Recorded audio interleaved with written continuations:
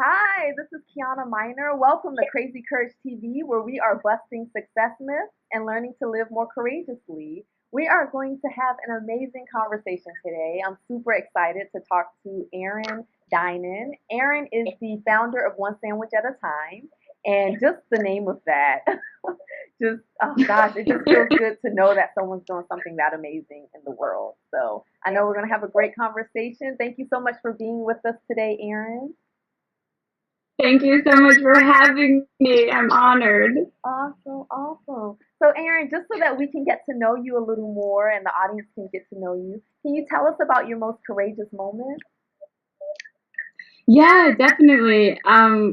I would say it is the moment that I moved to New York City was my most courageous moment. I'm not from here. I grew up in Chicago and went to college down south, and I had done some traveling abroad after college. And when I returned back to the States, I knew that I wanted to move to New York. I didn't know anyone winter that I decided to just sort of pack my bags and take off to New York City. And I would say that that series of events, the entire move and just not giving up in New York City, because it can be a tough city. So I would say that time period that was my most courageous moment was getting on that plane, taking that leap of faith and just trusting that it would work out. Okay. Wow. Yeah, New York, of all cities to just pick up and move to, New York Yeah, certainly requires a lot of courage. it does, and it can be challenging in the beginning. I'd say the first year even it can be a little bit lonely, especially if you don't know anyone, and it's such a fast-paced city. So it was tough, but I just kept the faith and had to be courageous basically every day. Right, right. And what made you move to New York? What brought you there? I moved here for art originally. Wanted to do photojournalism, bring my photography, and also after living abroad, I thought New York was such a great melting pot of the world. Where after traveling, I thought, where else can you really move to? It just made sense to move to New York. Okay. Okay, I love that. Can you talk a little bit about your traveling? When I was reading through your website and your biography, it said that you were doing photography in places like Africa and all over the world. So, talk about that a little. Yeah, yeah, and that was such an incredible chapter in my life. I graduated college, and once again, I just kind of took off with my backpack. I had the ability to fly on the airlines on standby passes, which made a big difference. Saves a lot of money for airfare. My father worked for the airlines. He was an airline pilot. So I definitely kind of took advantage of being a dependent of someone in the airline industry. And I lived abroad. I worked in Scotland and in Ireland. So I worked there and established, I had a working visa, temporary visa. And it lucked out. I lucked out, and I was really blessed because the people that I worked for actually supported and encouraged my traveling. So I would take a week off here, a week off there, and I'd go to Europe. I went to Japan, and then I took a month to do a mission trip in Tanzania, and it was the most incredible experience. Really, one of the top in my life. And I lived with a host family outside of Kilimanjaro, and I taught in the morning and hung out with children in a local children's home in the afternoon. And it just the people that I met and the experiences and the beauty and the love, it was really eye opening. It really it's a moment that I crave to go back a lot recently. It was just it was a beautiful experience. But really, my entire 2 years abroad, especially because I was also traveling alone, and I think it taught me a lot about listening to my intuition, listening to my heart, and also how connected we all are in the world. I mean, I went to Japan I probably should have thought this through before I traveled, but I was 23 years old. Right. I just took off. But I went to Japan not knowing the language, and it's amazing how you can still communicate with people just through a smile and through gestures and body language. It taught me a lot. It was a wonderful chapter in my life. Okay. I love hearing you talk about it. And And how did those experiences contribute to you starting one sandwich at a time?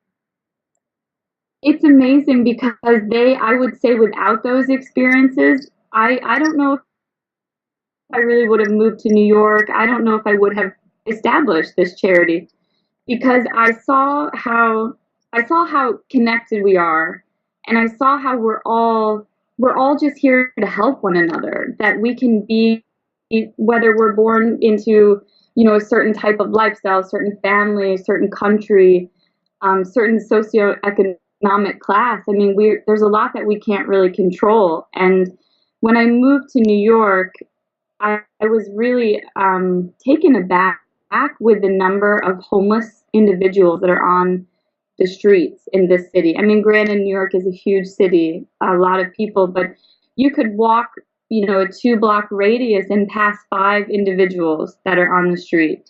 And it broke my heart because I think in a way we tend to become numb to it. Everyone's busy, everyone's got their own life, and there's also a certain stereotype, I think, that goes with homelessness. And I had thought about just my travels, and I thought about all the need in the world. And I had a really great discussion with my sister, and she said, Erin, why not you look around of what's going on in your own city? Because there's need everywhere, and there was a huge need right in front of me every day. And she kind of gave me the idea to use my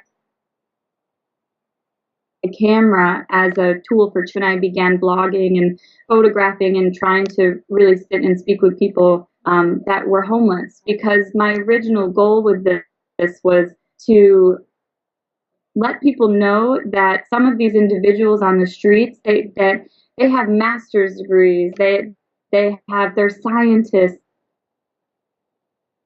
artists, they have families, that everyone has a story. And who's to say that roles can reverse at any time? I could be him or her one day, or it could easily change at any moment. And I thought if I could at least share these people's stories, and maybe that could empower change. Maybe someone would read or hear about it and want to make a difference, like a ripple effect in a way. That's amazing. And I love the fact that you are telling their stories, because I do think that telling our stories is how it's one of the great ways we can impact the world, and that you started to find out who they were and what their stories were. And I really see that in this, a Yeah. lot of times. Oh, go ahead. I'm sorry. Oh no, that's Oh, okay. okay. No, I was going to say that I think a lot of times we do sort of glaze over to some of the problems that are right here that we see every single day. And we think we have to be bigger to have an impact on them, but that you started with what you had, a camera and the ability to tell a story. Yeah, and I have to tie in the sandwich. I forgot to tell you. Oh, So yeah. I was actually, when I first moved to New York, that's one sandwich at a time. Right. I was working as a nanny, and I would commute. I was a little bit north of Manhattan, so I would take the train into Grand Central, and I had bought a sandwich, and they had cut it in half, and I saw this man, and he just looked at me, and it was this moment. It was just this connection that I had with this man, and it's funny because to this day I can still picture his eyes. And it was like, just once again, it was like when I can communicate with people saying a word. And he looked at me, and I just, without thinking, I just walked up and asked him if he wanted to share my sandwich with me. And from that moment, that was kind of like the light switch of how I was struggling. I was an artist. I was trying to save money in New York.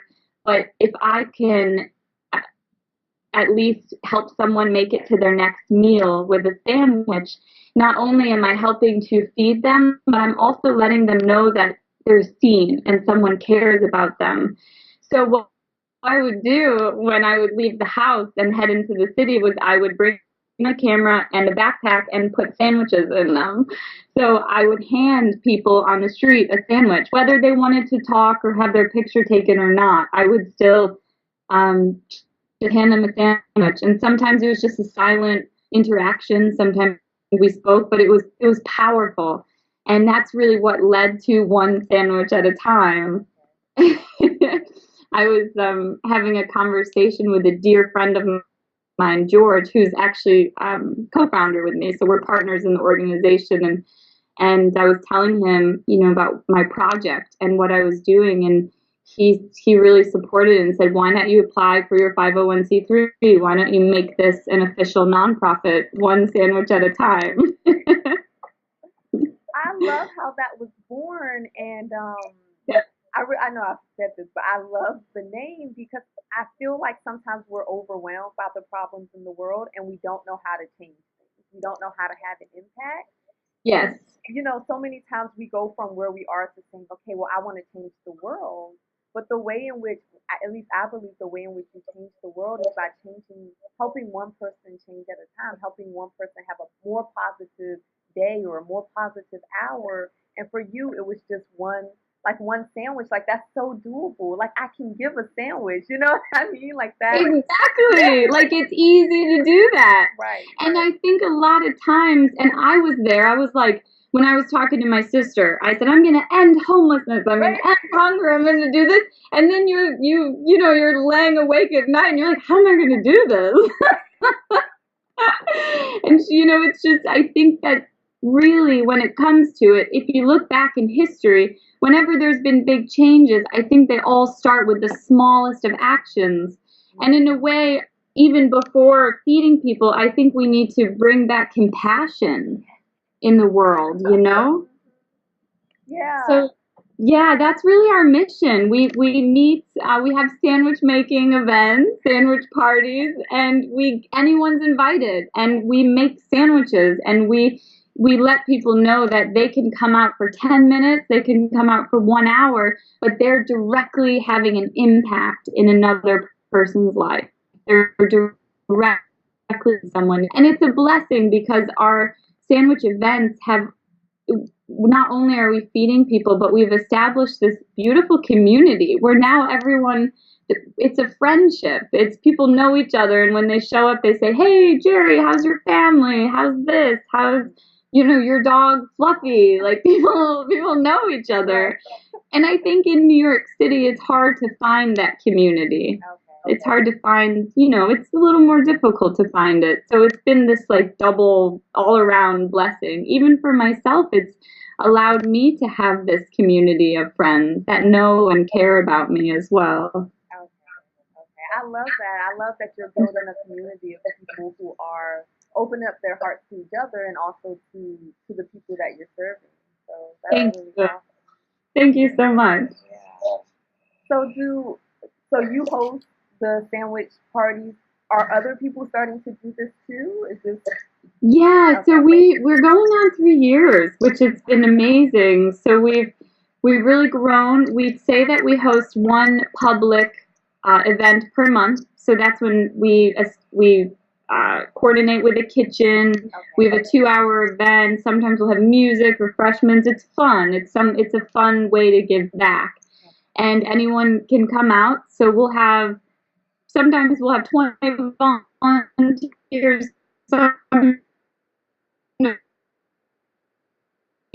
And we'll make 100 to 3,000 sandwiches at an event. So along with that, we've also started kind of expanding. We've worked with a few schools to make sandwiches with the kids. And I love doing that because we can also let them know, we can kind of educate them about hunger and homelessness and what's going on and how expensive life can be, and trying to survive, and how everyone has a story. So we've done that, and we've also worked with corporations for corporate team building events, which is wonderful.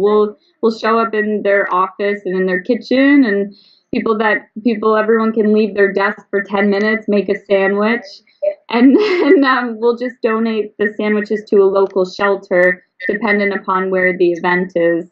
My goal this year and from here on out, is really to expand outside of New York. We have, I'm from Chicago, so some of my friends are trying to kind of franchise and create a one sandwich at a time chapter in Chicago. So that's the first step, fingers crossed. But that's really my goal, is to expand, because once you have all the health regulations down, it's really simple to host a sandwich making event and work with a shelter or food pantry and distribute sandwiches. We've fed, in 3 years, we've fed over 50,000 people. And that just blows my mind when I think about what our community has done and what is possible, even down the road, of what we can do. Oh my God, that's amazing that it could start with you sharing half a sandwich to over 50,000. Yeah.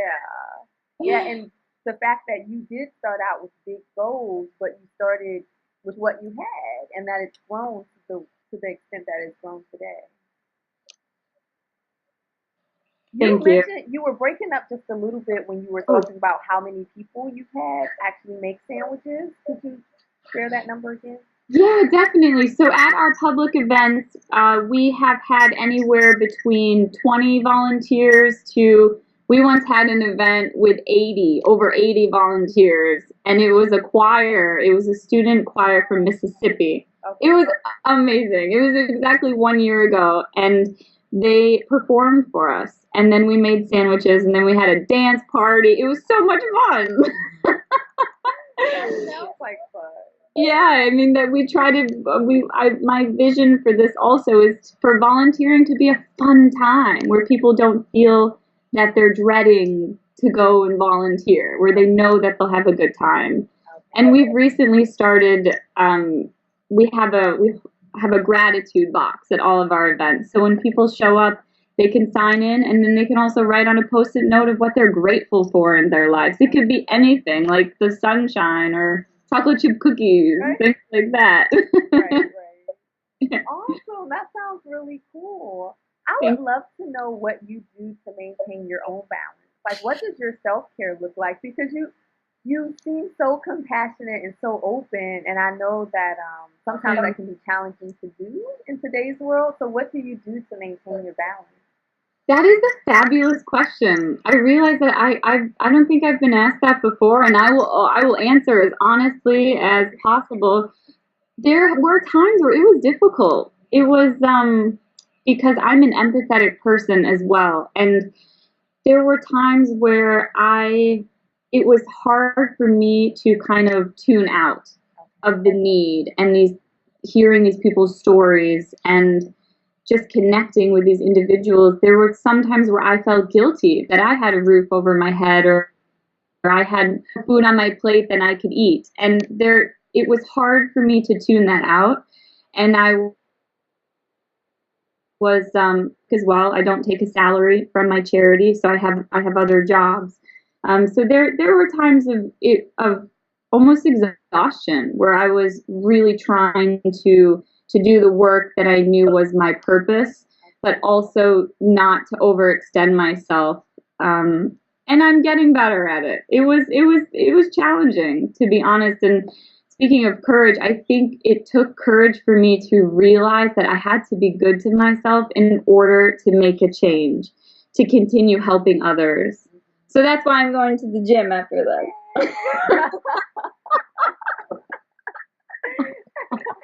That's awesome. Yeah. I have to tell you, I'm the same way, where like it has to be sort of a conscious decision, because I will give to the point of burnout, and that's been a process for me, realizing that if I take care of myself, I have more to give. And then with having my children, now it's like I don't want them. I want them to understand how to be good to themselves while they're being good to the world. Like. So trying to set a good example of, okay, mommy doesn't just work until she falls out. Yeah, so I love that you're taking time out to go to the gym. That's awesome. Exactly. That's incredible. Awesome. Awesome. Well, I have three questions I always ask everyone who's a guest on the show, so they're kind of like my surprise questions. Okay. So just answer them with whatever comes up for you first. Okay. What is your favorite book? Oh, that's a great question.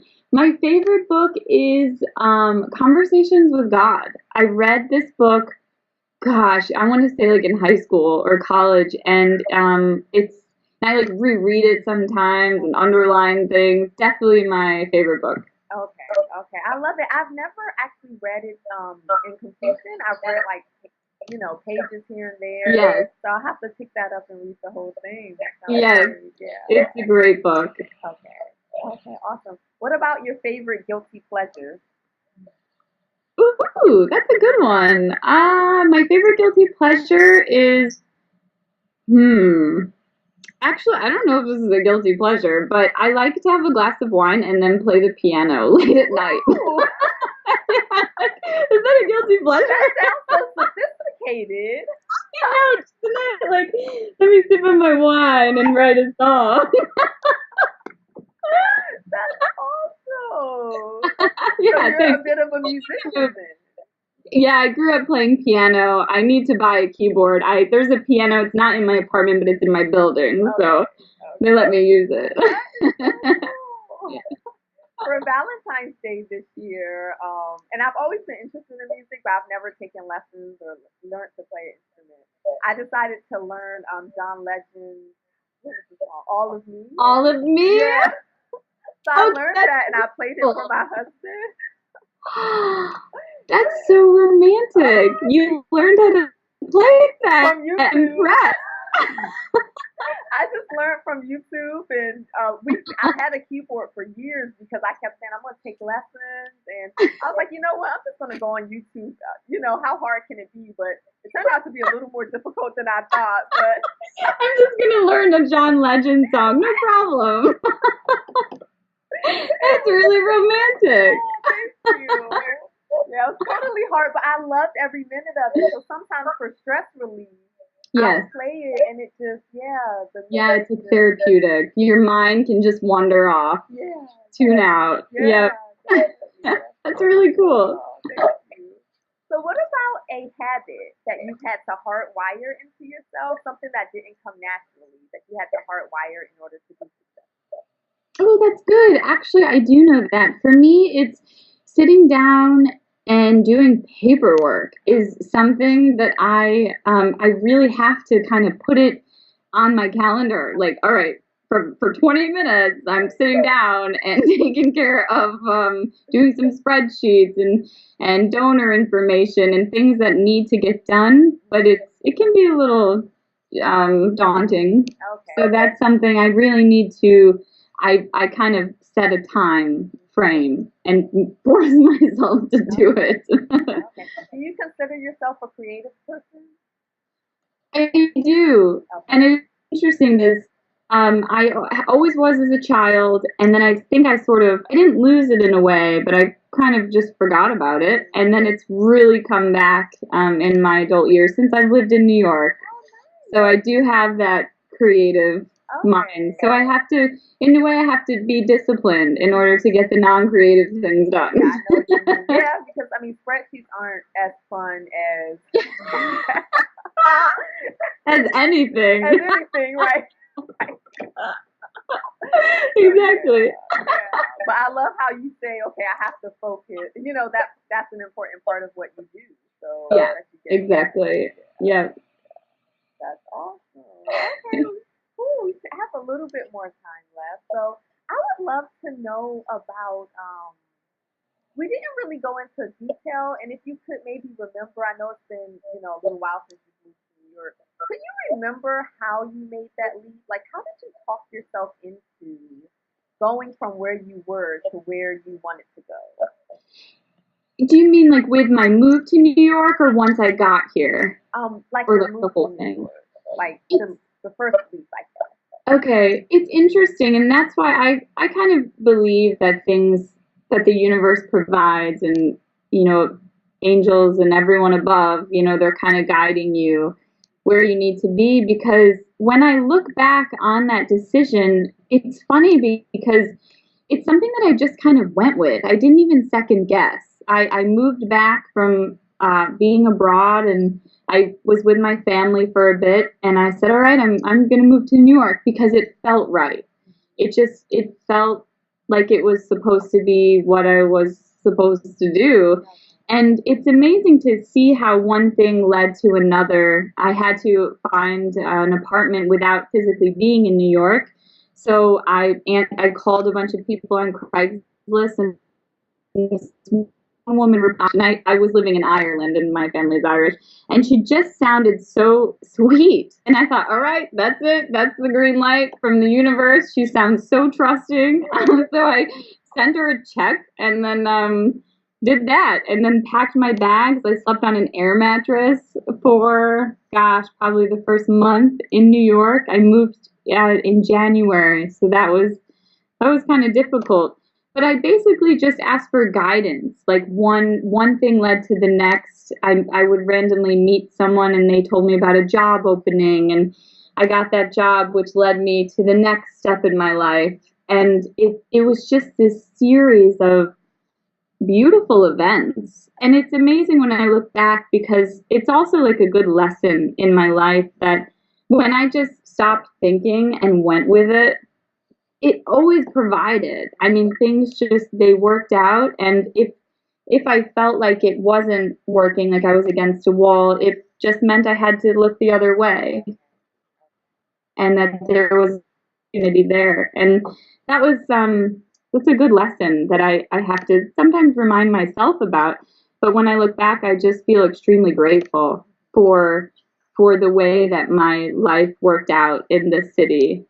And even George, who runs the charity with me, we met on a train. I mean, you just think about like how you meet these individuals that transform your life, and it's just such a blessing. I feel incredibly grateful to be able to now feed those in need, and be in the city.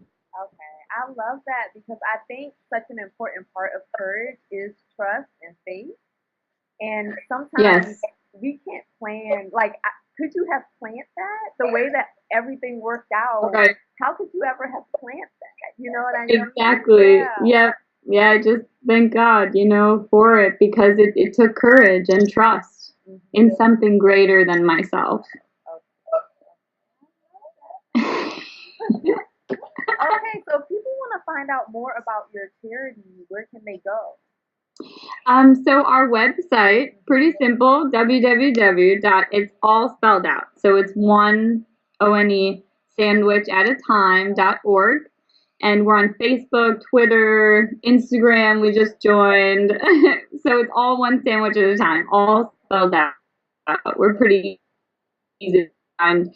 Love for anyone to reach out, whether they're in New York or maybe if they want to open a chapter in their city. I'm usually the one that I'll reply directly if Okay. they, contact us through any of those sites. Okay, awesome. Well, I am in the Washington, D.C. area, so I might have to look into starting a chapter here. It just sounds so Hey, you're not awesome. very far at all. No, Oh, that's not far at wonderful. all. Yeah, we actually come up to New York maybe 2 to 3 times a year just for fun. So I have to coordinate one of our maybe summer trips with when you're having an event. Please do. I would love to meet you. Yeah, I admire what you do. thank you. Thank you. Okay, awesome. So we're almost out of time. Did you have any last thoughts on courage or philanthropy or giving back? I think that we're just all here to help one another. Like our motto for one sandwich at a time is it's a quote by Audrey Hepburn that we have two hands, one to help ourselves and the other to help others. And I think it's taken me courage to put that into practice. And yeah, I'm just really grateful. Okay. I am so grateful. I'm so grateful that we've had this conversation. Me too. I was sitting in an office at my chiropractor's office, just flipping through a magazine, and I read, it's just a small snippet of your story of one sandwich at a time, and I just thought I have to meet her. So Thank I'm you. so grateful that that you came on the show and you shared your story with us. Thank you so much. Thank you for supporting it. Awesome, awesome. And thank you everyone else for being here. This has been another amazing conversation. Until next week, this is Kiana Miner wishing you much love, much joy, and crazy, crazy courage. I'll see you next week. Bye. All right, it's time to announce the giveaway winner for this week. You will be receiving Michael Port's Book Yourself Solid, the fastest, easiest, and most reliable system for getting more clients than you can handle, even if you hate marketing and selling. So the winner of this week's giveaway is Patrice Jugs. Girl, you are cleaning up in the giveaways. Everyone else, you better catch up. Patrice is winning them all.